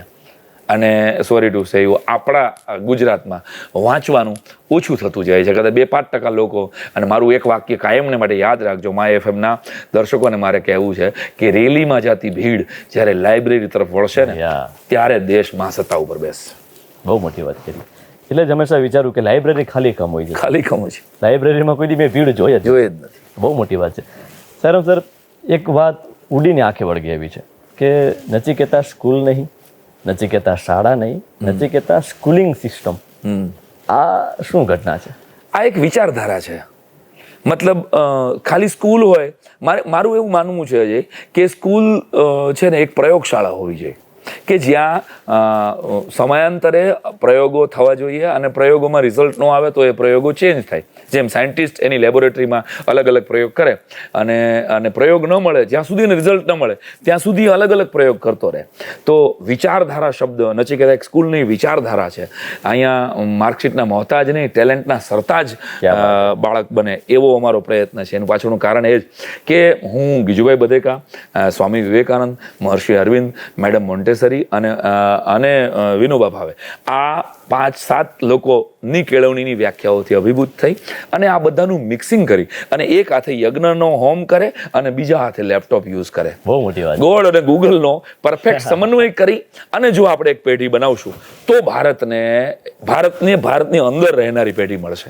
બાકી આપણે ઇન્ટેલિજન્ટ લોકો તો બહુ બનાવશું પણ એ બીજા દેશના ચલાવવા માટે. આપણા દેશ સાથેનો એને પ્રેમ, 500 કરોડનો આસામી હશે આપણે, પણ આપણા દીકરાને આપણા પરિવાર માટેનો રિસ્પેક્ટ નહીં હોય, આપણા દેશ માટેનો રિસ્પેક્ટ નહીં હોય તો કદાચ એ 500 કરોડનું કાંઈ કામ નથી. શેરમભાઈ, બીજી વસ્તુ એ આપની પાસેથી જાણવું છે કે છેલ્લા 9 વર્ષની અંદર નચિકેતા ટ્રેન્ડ સેટર રહ્યું છે. અલગ અલગ કાર્યક્રમો હોય, સ્કૂલિંગ, અલગ અલગ સ્કૂલની સિસ્ટમ હોય, ઘણું બધું છે આમાં આપણે એમાં કહી શકાય. શું છે એ વાત? અમે એવી કોશિશ કરી ફ્રોમ ધ પહેલા વર્ષે નહીં પણ બીજા વર્ષથી અમે પ્રયોગ કર્યો કે એન્યુઅલ ફંક્શન ત્યારે હું જોતો હતો કે કોઈ પણ ઘણી બધી સ્કૂલોમાં જવાનું થાય, કોલેજોમાં જવાનું થાય, તો એન્યુઅલ ફંક્શનમાં બધા પિક્ચરના ગીતો ઉપર ડાન્સ 8-10 પિક્ચરના ગીત હોય અને એમાં છોકરાઓ ડાન્સ કરીને વયા જાય. તો મને બહુ આમ થતું હતું કે આ નાના નાના બચ્ચાઓને જે શબ્દો ઉપર ડાન્સ કરવામાં આવતા હતા એ શબ્દો તો બાળકો માટેના હતા જ નહીં. એ તો એકદમ રોમાન્ટિક પિક્ચરના ગીત, જે એકદમ ટ્રેન્ડિંગ ગીત હોય, એ 10 ગીતો કોઈ ટીચરે લઈ લીધા હોય. તો મને એ વિચાર આવ્યો કે ભાઈ આપણી સ્કૂલનું એન્યુઅલ ફંક્શન જરાક જુદું થાય અને એ થીમ બેઝ થાય. તો થીમ બેઝ એન્યુઅલ ફંક્શનનો ટ્રેન્ડ અમે સેટ કર્યો. અમે રંગ કસુમલ ગુજરાતી આખો ગુજરાતનું કર્યું. લાસ્ટ યર અમે કર્યું રસધાર કોલિંગ.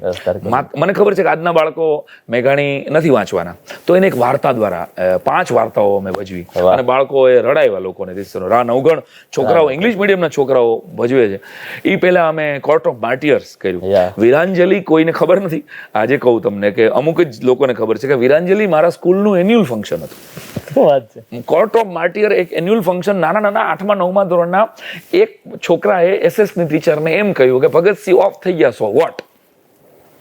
અને ટીચરની આંખમાં આંસુ આવી ગયા. ટીચરે મને કીધું કે સર, આપણા સ્કૂલમાં બાળકોને એમ થાય છે કે હવે ભગતસિંહ ઓફ થઈ ગયા તો અમારા માટે શું, એમ એ તો ઓફ થઈ ગયા, ધડાકો થઈ જાય ને, ધડાકો થયો. તો મેં કીધું આ બાળકોને ખીજાઈને ભગતસિંહ સાથે પ્રેમ નહીં કરાવી શકાય.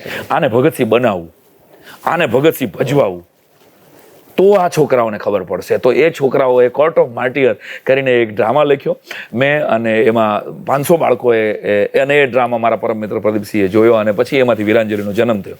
તો આની પહેલા અમે સનાતન કરીને આખું એક એન્યુઅલ ફંક્શન કર્યું હતું કે આજે હિન્દુ પ્રજાને જ ખબર નથી કે 4 વેદ અને ઉપનિષદ શું છે, કયો યુગ પહેલા છે ને કયો યુગ પછી છે, કયા યુગમાં કયા અવતાર થયા છે. આ એક કોમન જે ખબર હોવી જોઈએ, સામાન્ય ખબર હોવી જોઈએ ધર્મની, એ પણ ખબર નથી. તો આવા અલગ અલગ વિષયો ઉપર એન્યુઅલ ફંક્શન હું લખું, કાસ્ટિંગ હું કરું, છોકરાઓને તૈયાર હું કરું, મને એમાં મજા આવે. અને મને ગૌરવ રહે કે એ છોકરાઓ જે પાર્ટ એમાં ભજવી રહ્યા છે, 2-3 મહિના સુધી છોકરાઓ એની અંદર રહે, જીવે, અને લાઈફ ટાઈમ પછી મને છોકરાઓ ગામમાં મળે ને જૂના એન્યુઅલ ફંક્શન વાળા, તો એ મને મળે એમ કે સાહેબ હું ભગતસિંહ, એમ સાહેબ હું સુખદેવ, સાહેબ હું ઝાંસીની રાણી બન્યો. એટલે એ ઝાંસીને, સાહેબ હું મેઘાણી હતો, યાદ છે તમને? એટલે એ છોકરો મને મળે તો પણ મને એવી રીતે યાદ કરે છે. અને એના જીવનમાં એ બાળકો પણ લિટરેચરમાં રસ લેતા થયા. સાહિત્ય માટે, દેશ માટે પ્રેમ અને રિસ્પેક્ટ એનામાં જન્મશે. એ એકમાત્ર થિયેટર દ્વારા જન્મશે, આવું મારું પર્સનલી માનવું છે. હમણાં થોડા સમય પહેલા તમે જે શંકરાચાર્યની વાત કરી, જી, આ પોતાના ખર્ચે કાર્યક્રમ, પોતાના ખર્ચે તમે? હા, અમે સનાતન સંધ્યા નામનું જગતગુરુ શંકરાચાર્યજીના જીવન ચરિત્ર ઉપરનો આખો કાર્યક્રમ. એવી વાત કે આપને પ્રાઉડ ફીલ થવું જોઈએ કે આપણી પરંપરા શું છે, પવિત્ર પરંપરા, અને શું આપને આપીને ગયા છે. એક સ્ત્રોત, એક વેદના મંત્રો તમે જે જો તમને ફીલ થાય. આના ઉપર જ મારે આવું હતું કે નચિકેતા સ્કૂલિંગ સિસ્ટમમાં જે પંચતત્વની પ્રાર્થનાનો જે છે એનો હેતુ શું છે? વેદોની અંદર દેવી દેવતાઓ ની પૂજા કરતા આપણે વેદ સુધી બહુ પહોંચ્યા નથી, મેં પણ બધા વેદ વાંચ્યા નથી, પરંતુ મેં મહાપુરુષો પાસેથી જાણ્યું કે પ્રકૃતિનો પ્રેમ એ જ વેદનો એક મહત્વનો સાર હતો. તો જેનાથી જીવન ઉજાગર હતું એને ભગવાન માન્યા આપણે. તો એમાં પૃથ્વી, જલ, વાયુ, આકાશ, અગ્નિ, આ 5 તત્વો ને આપણે જીવન સાથે જોડ્યા, એટલે એને જ ભગવાન માન્યા. તો અમે એ જ વાતને નચિકેતામાં લાવ્યા. મારી જ લખેલી જલની પ્રાર્થના, અગ્નિની પ્રાર્થના, વાયુની પ્રાર્થના, પૃથ્વીની પ્રાર્થના અને આકાશની પ્રાર્થના મેં લખી, ઓસમાણભાઈએ કમ્પોઝ કરી અને બાળકોએ ગાય. અહીંયા દેશની પ્રાર્થના પણ ગવાય છે, ગાયની પ્રાર્થના પણ ગવાય છે. તો એનાથી શું થયું કે બાળકોમાં કોઈ દેવી દેવતાઓ, કારણ કે અલગ અલગ કોમ્યુનિટીના બાળકો છે, અલગ અલગ સંપ્રદાયની ઘરની માનસિકતા લઈને આવ્યા હોય, અને એને એમ થાય કે સ્કૂલમાં તો આ ભગવાનનું મહત્વ છે, સ્કૂલ સરસ્વતીનું માત્ર મંદિર છે. અને જલ બચાવોની વાત હું કરું ત્યારે તમે કોઈ પણ કોમ્યુનિટીના હો, તમે કોઈ પણ સંપ્રદાયની માનસિકતા હો, પણ જલ જો તમે બચાવશો તો તમે જીવશો. તો આ વાસ્તવિકતા છે. પૃથ્વીને કેમ બચાવવી, પૃથ્વીને કેમ? તો પ્રકૃતિનો ગ્લોબલ વોર્મિંગનો જે સંદેશો અત્યારે કોપનહેગનમાં વિચારે છે લોકો, એ વાત વેદોમાં હજારો લાખો વર્ષો પહેલાની હતી, અને એને પ્રાર્થના સ્વરૂપે મૂકી. અહીં ભાંગડા લાફ્ટર થાય શરૂઆતમાં, ભાઈ પહેલા છોકરાઓ આવે એટલે થોડાક લાફ્ટર કરે, અને કારણ કે હાસ્ય કલાકારની સ્કૂલ છે તો છોકરો હસવો તો જોઈએ ને એટલીસ્ટ. તો પહેલા 2-5 મિનિટ છોકરાઓ ભાંગડા લાફ્ટર કરે અને પછી પ્રાર્થના એની શરૂ થાય. અને અહીંયા આંખો બંધ કરવા માટેનું પ્રેશર કરવામાં નથી આવતું. હાલો આંખો બંધ કરો, હવે પ્રાર્થના શરૂ થાય છે. ના, પ્રાર્થના શરૂ થાય એટલે અહીંયા ઓટોમેટિકલી આંખો બંધ જોઈએ છે. એ ઇમોશનલ ટચ આવી તો છોકરાઓને જે લોકો પ્રેશરથી શીખવવા માંગે છે, મારું એવું ગણિત છે અને મારી એવી 100% માન્યતા છે કે પ્રેશર રિલીફ કરી અને તમે એને પ્રેમ આપો તો છોકરાઓ જે ઝડપથી કેળવાશે. આ છોકરાઓને કોઈ નથી કહેતું કે તમારે પગે લાગવાનું છે, પણ કોઈ બહારની વ્યક્તિ આવે, એના ટીચરને પગે લાગે છે કે મને પગે લાગે છે કે કોઈ પણ બહારના અમારા, એને કોઈ કહેતું નથી. એ એના મમ્મી પપ્પાને રોજ સવારે પગે લાગીને આવે છે. અમે એને પ્રેશર નથી કરતા સવારમાં તમારે કેટલામાં મમ્મી પપ્પાને પગે લાગીને આવ્યા. ના, એની અંદર એ સૂઝ છે જ ભાઈ. એ બાળક છે, એ ખાલી વિચાર નથી, એ ખાલી ઘડો નથી. આ જૂની વાતો છે. બાળક એના પૂર્વજન્મના સંસ્કાર લઈને આવે છે. એવું કહેવાય છે કે એ પ્લે હાઉસમાં દાખલ થાય ને ત્યારે 2500 જેટલા શબ્દો એને આવડતા હોય છે. એને ખબર છે. તો એ બધું જાણે છે કે ઘરમાં મમ્મી પપ્પા વચ્ચે ક્યાં ઝઘડો થયો, સાસુ મમ્મી વચ્ચે ક્યાં ઝઘડો થયો. એ LKG નું છોકરું અહીંયા ટીચરને આવીને કહે છે કે આજે મમ્મી પપ્પા વચ્ચે ઝઘડો થયો. એ તો મા બાપને ખબર, એને જોવે એટલે તરત જ કહે છે. તો એલર્ટ આપણે એ રહેવાની જરૂર છે કે આપણે એને સારું શું આપીએ. એટલે ગીજુભાઈ એમ કહેતા કે તમારા બાળકને કાંઈ ના આપી શકો ને તો એક વસ્તુ આપજો, એને ઉત્સાહ આપજો. ક્યા વાત હે. જીવનનો ઉત્સાહ આપો તમારા બાળકને, બીજું બધું એ મેળવી લેશે. થોડુંક રેપિડ ફાયર જેવું છે, તમારે મને બહુ જ ઓછા શબ્દોમાં જવાબ આપવાનો. મારા માટે સૌથી અઘરું હોય છે. બોલો. નવી પેઢી અત્યારે જે અલગ અલગ મોબાઈલ એપ્લિકેશનની દુનિયામાં છે, એ લોકોને શિવાજીના હાલરડા સુધી પહોંચાડવું હોય તો શું કઈ રીતે પહોંચાડી શકાય? એને લિટરેચર ટચ જ આપવો પડશે. ઓકે. એને વાંચાવવું પડશે. પુસ્તકો સિવાય એનો વિકલ્પ નથી. ઓકે. ચેટિંગમાં કૂચી ગયેલી એક આખી પેઢી ચાણક્યને કઈ રીતે જાણી શકે? ચાણક્યની મહત્તા એને ખબર પડે કે ચાણક્ય મારા જીવનમાં અત્યારે જરૂરી શું છે. તકલીફ એ પડી કે આપણે એવું માનવા માંડ્યા કે આપણે આપણા પુરાતન કાળના કોઈ ઋષિઓની કઈ જરૂર જ નથી. પશ્ચિમથી જે વાત કહેવામાં આવશે, ઇંગ્લિશમાં જે વાત કહેવામાં આવશે, એ વાત હાઈટેક થઈ ગઈ અને પૂર્વના ઋષિઓની કોઈ વાત આવે એ વાત ઓલ્ડ ફેશન થઈ ગઈ. આ માનસિકતામાંથી આખી પેઢી જો બહાર નીકળે તો આ પેઢી 100% ચાણક્યને પ્રેમ કરી શકશે. વીરરસની વાતો ક્યાંય સર થતી નથી, તો વાઈફાઈમાં રહેતી પ્રજાતિને વીરરસ સુધી પહોંચાડવી તો શું ડાયરા જ એક માધ્યમ છે કે પછી પુસ્તક માધ્યમ છે? પુસ્તકો પ્રવેશ કરાવી શકે, ડાયરો એનો પ્રકાર થઈ શકે. ઓકે. વીરરસ કોઈ એંગલનો મોહતાજ નથી, કોઈ એન્ટરટેનમેન્ટના સ્વરૂપનો મોહતાજ નથી. હિન્દી કવિઓ પણ વીરરસની કવિતાઓ કરે છે.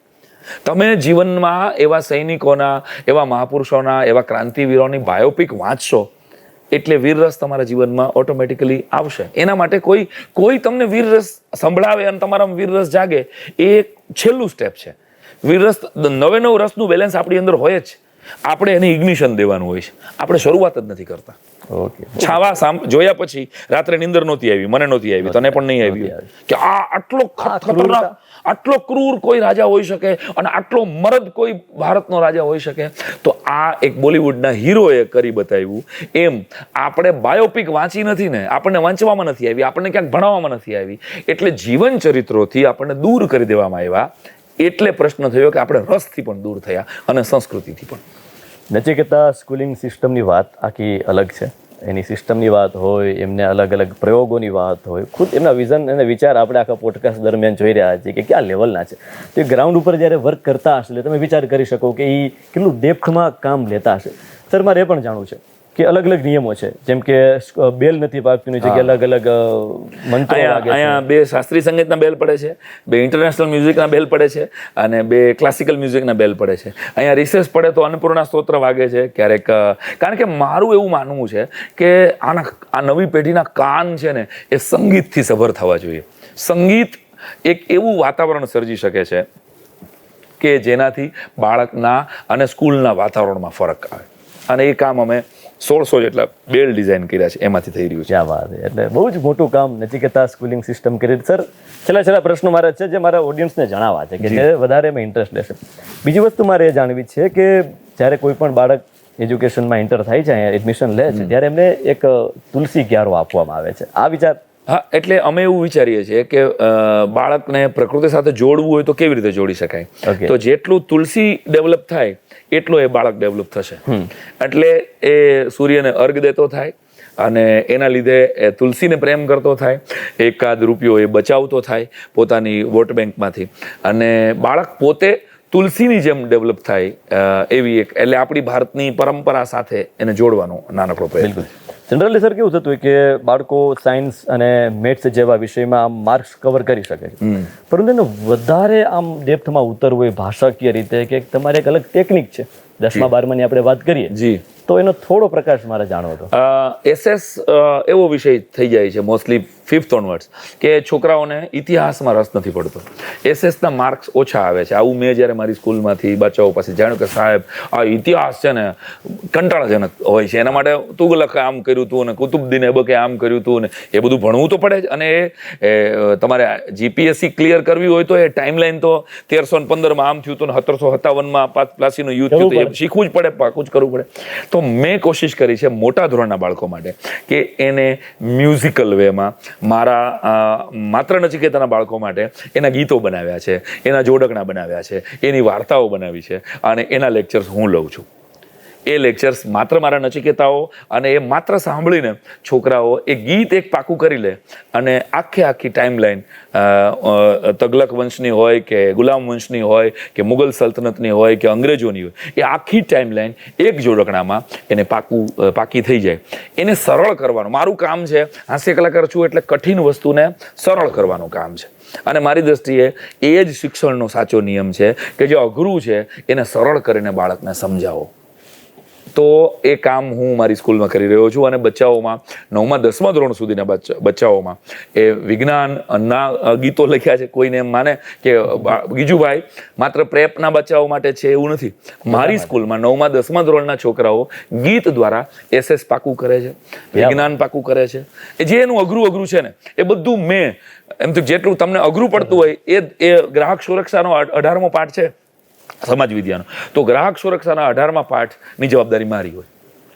શિક્ષક એમ કહે મને કે સાહેબ 18મો પાઠ છોકરાઓને માર્ક ઓછા આવે છે આમાં, કારણ કે પોતે ગ્રાહક નથી, હજી બાળક તો ગ્રાહક તરીકે માર્કેટમાં ગયું નથી, તો એ 18મા પાઠને સેલો કેમ કરવો આની પર હું આઈડિયા લગાડું છું. અને મારી ક્રિએટિવ ટીચર્સની ટીમ છે અહીંયા, મને એવા ટીચર્સ પણ સરસ મજાના મળ્યા. ટીચર્સ મારું એવું સ્પષ્ટ માનવું છે કે ક્રિયાશીલ ખેડૂત અને પ્રયોગશીલ શિક્ષકો આ બે દેશમાં ઘટતા જાય છે. બહુ ઓછા લોકોનું આમાં ધ્યાન છે, અને ભારતને મહાસત્તા ઉપર બેસાડવી હશે તો આ બે ઉપર આ બેની સંખ્યા બહુ મોટા સંખ્યામાં વધારવી કે પ્રયોગશીલ શિક્ષક ઘટતા જાય છે, એક્સિડેન્ટલ શિક્ષક વધતા જાય, અને ક્રિયાશીલ ખેડૂત ઘટતા જાય છે. તો ભવિષ્યમાં આપણા સંતાનોને ચોખા અને ઘઉં વિદેશથી જ આયાત કરવા પડશે, અને આપણે વિદેશની જ યુનિવર્સિટીઓમાં આપણા બાળકોને ઊભા રાખવા પડશે. તો મારી દ્રષ્ટિએ શિક્ષકોના જીવનમાં બે જ રંગ હોય છે, એક કાળો બ્લેકબોર્ડનો અને સફેદ ચોકનો. શિક્ષક તરીકે મારા જીવનમાં આ બે જ રંગ છે. મારા વિદ્યાર્થીઓ મને હાથમાં તાલી મારે ત્યારે મારો વલસાડથી વાપીથી રાજકોટ સુધીનો થાક ઉતરી જાય છે. એટલે રોજ સ્કૂલે આવવું ગમે છે, અને આ બચ્ચાઓની આંખોમાં મને જોઈને જે ચમક આવે છે એ ચમક મારો થાક ઉતારે છે. ઓકે, માય એફએમના લિસનરને તમારે કોઈ સંદેશો આપવો હોય, આપણા પોડકાસ્ટ જે લોકો અત્યારે જોઈ રહ્યા છે એને કોઈ શોર્ટ એન્ડ સ્વીટ મેસેજ આપવો હોય, સાયરામ દવે શું આપશે? બાળકોની સંવેદનાનું એક ગીત મેં લખેલું છે, મેં હજી સુધીમાં ક્યાંય રજૂ નથી કર્યું. મને એમ લાગે છે કે માય એફએમ ના બધા લિસનર્સ ને કહું કે એક બાળક એના પપ્પાને કહે છે કે પપ્પા આવું કેમ કરો છો, આપણા બેયની વચ્ચે કાં ફૂટપટ્ટી લઈને ફરો છો, પપ્પા આવું કેમ કરો છો, પહેલો નંબર ના આવ્યો તેથી તમે નહીં બોલો, હાર્યા બાદ જીવન જીવવાના કિસ્સાઓ નહીં ખોલો, ઉગાડવાની ઉતાવળને હૈયામાં સંગ્રહો છો એટલે આટલી ફી ભરો છો, પપ્પા આવું કેમ કરો છો, હું તમારી મિલકત છું. બાળક કહે છે હું તમારી મિલકત છું પણ રોજ તે હોય કઈ દાવો, હું તમારી મિલકત છું પણ રોજ તે હોય કઈ દાવો, મારા સપના મારી ઈચ્છા મારી આંખમાં વાવો, તમારી પાસે સમય નથી તેથી મોબાઈલ ધરો છો, આ તો ખરખરો શું કામ કરો છો, પપ્પા આવું કેમ કરો છો, આંકડાઓમાં અટવાયા વેણ માનવ મને બનાવો, પ્રકૃતિને પરમેશ્વરનો પ્રેમ દીપક પ્રગટાવો, દર મહિને હરીફાઈમાં મારું શાને ફોર્મ ભરો છો, તમારું શૈશવ સ્મરો છો, પપ્પા આવું કેમ કરો છો? આપણા બેયની વચ્ચે કાં ફૂટપટ્ટી લઈને ફરો છો? બસ આપણે આપણા બાળકને કમ્પેરિઝન અને કોમ્પિટિશનમાંથી બહાર પાડીએ. ઘરમાં દીકરીનો દીકરો હોય તો પણ સાલું મહેમાન આવે ને ત્યારે એમ કહે છે કે અમારી દીકરી છે ને એ ભણવામાં બહુ હોશિયાર, અમારે નંગ છે ને એ ભણતો નથી. અહીંયા ભૂલ કરીએ છીએ આપણે. ભાઈ બહેનને સામે લગાડી દઈએ છીએ તરત જ. તો આપણે કમ્પેરિઝન અને કોમ્પિટિશનમાંથી જ્યારે આપણા બાળકોને બહાર કાઢીશું ત્યારે જ મારી દ્રષ્ટિએ બાળ કેળવણીના મુકામ સુધી પહોંચી શકશું. નચિકેતા એ દિશામાં શરૂ કરેલું એક નાનકડું કદમ છે. બિલકુલ, થેન્ક યુ. એટલે my FM present podcast with Sairam Dave Nachiketa schooling system શું છે એની વાત કરી છે. અને જ્યાંથી મેં શરૂઆત કરી હતી કે સ્વામી વિવેકાનંદે કીધું હતું કે 100 નચિકેતા આપો, એ જ મુદ્દાઓ પર કામ કરી રહી છે કે ભાઈ નચિકેતા ખરા અર્થમાં આ સ્કૂલની બહાર નીકળે, નચિકેતાના જે વિચારો છે એ સમાજમાં પ્રગટે.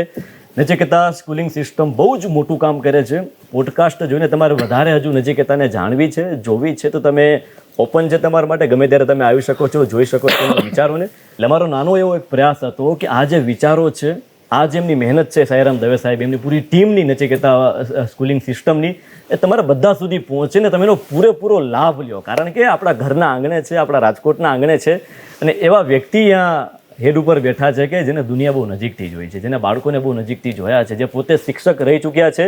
આજે લાખો લોકોની વચ્ચે દરરોજ પ્રોગ્રામ આપી રહ્યા છે ને ખબર છે લોકોની નસ કઈ રીતે પારખવી. એટલે આપણે આનો લાભ લઈએ.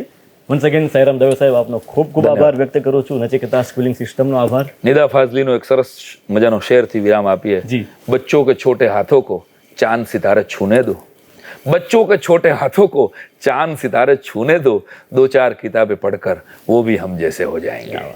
आभार, ખૂબ ખૂબ धन्यवाद. આભાર, ધન્યવાદ. Thank you so much.